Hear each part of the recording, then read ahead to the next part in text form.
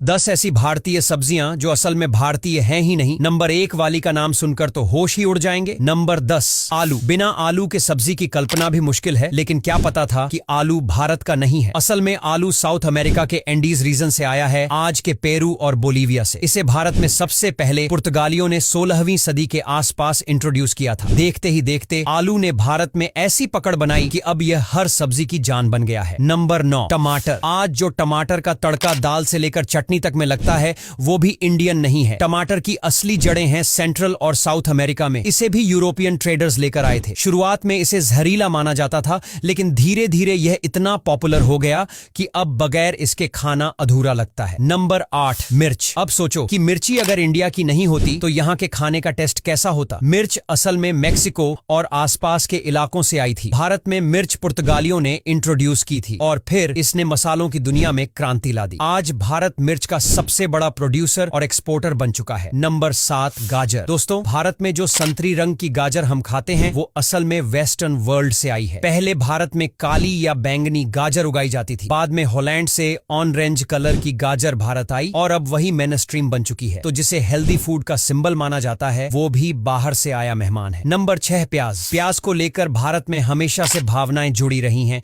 चाहे कीमतें बढ़ने पर हो या इसके कटने से निकलने वाले आंसू। लेकिन ये प्याज भी भारत की पैदाइश नहीं है।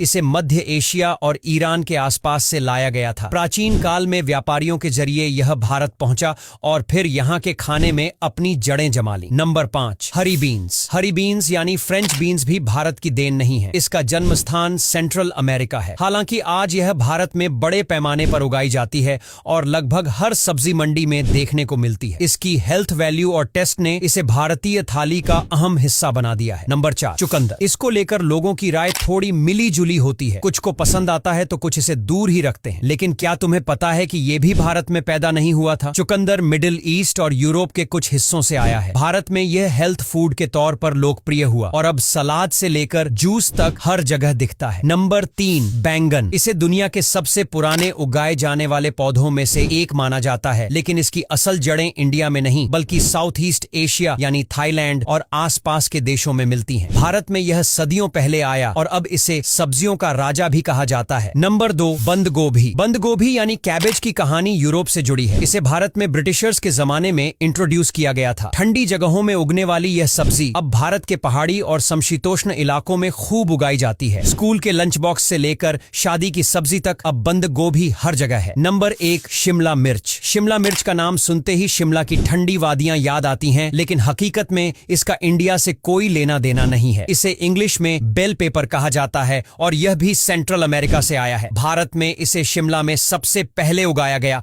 इसलिए इसका नाम शिमला मिर्च पड़ा। आज यह हर चाइनीज रेसिपी की जान बन चुकी है।